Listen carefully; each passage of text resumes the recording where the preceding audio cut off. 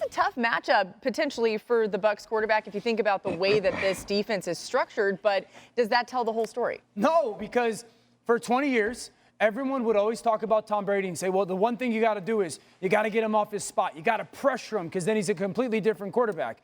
And all that Tom Brady has done is, well, dispute that narrative this year because under pressure this year, he's been better.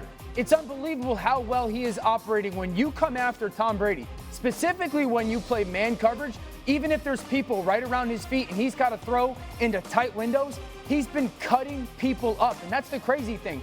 So you're looking at defensively, what your plan is going to be is look at the difference between last year and this year when you are getting after Tom Brady. Last year, the narrative for 20 years rung true. This year, it's been disputed. I think for Sean Desai, shout out to the hometown, Shelton, Connecticut defensive coordinator for the Chicago Bears, it's got to be, how can they get pressure against Brady but play zone coverage? You know, the challenge of doing that is the numbers. Usually you come after them, you got to play man coverage. You got to do it and get after them, yet still play zone on the back end. Yeah, Dio, I agree with that. His emergence against pressure, I believe, is because of a heavy dose of Leonard Fournette as well. Leonard Fournette last week, 22 carries, 80-plus yards, 2 touchdowns, and caught 6 passes. But Brady has these guys understanding. His outlets are there now. We talked about this last year before they got on the roll on their way to a Super Bowl.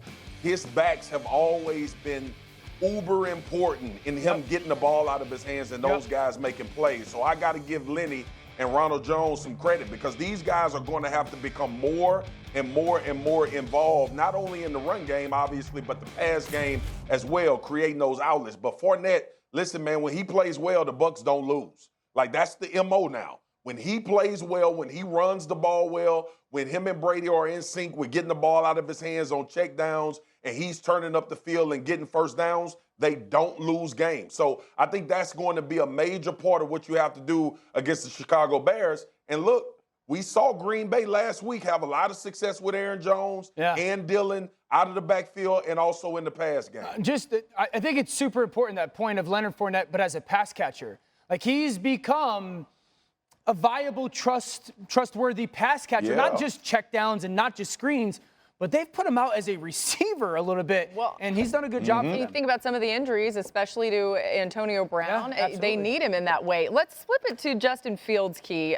Justin Fields, obviously has dealt with his fair share of challenges so far this year. What challenges does he have against this Bucs front seven? Well, I think when you look at the front seven of the Bucs, one of the things they have to do is just keep him inside.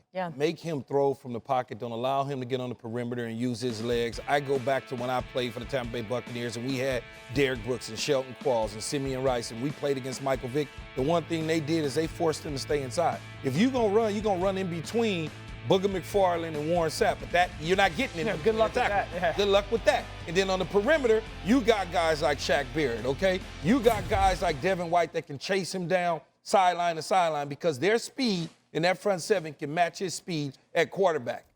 Dan, you've kind of illustrated specific game plans for Justin Fields and things they could do in their offense with Laser now calling the plays. Is there any change you want to see this week or kind of stick with what they've been doing with it? I would say a little bit more aggression in their play calling. I think that the handcuffs to win this game, they're going to have to come off a little bit.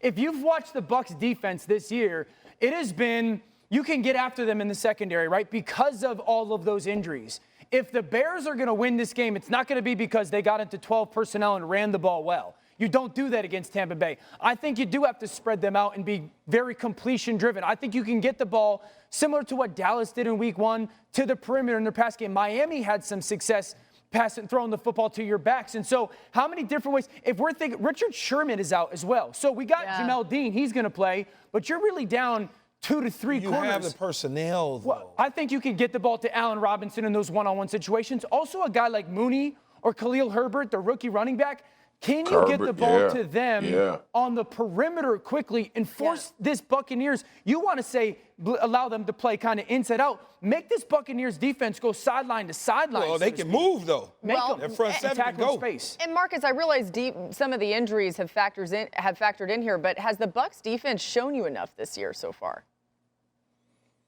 Oh, they've been okay. Like, they've been what you expect them to be when half of your secondary, large majority of your secondary is out. But I agree with Dan, man. Quick, get the ball out of Justin's hand and get those guys in space. And then when you move Justin Fields, tell him when that option is not there, go. Don't waste time, go. Find 5-6 yards. Stop thinking about touchdowns, home runs. Go get first downs, get completions, and methodically work your way as much as you can. Thanks for watching ESPN on YouTube. For live streaming sports and premium content, subscribe to ESPN+.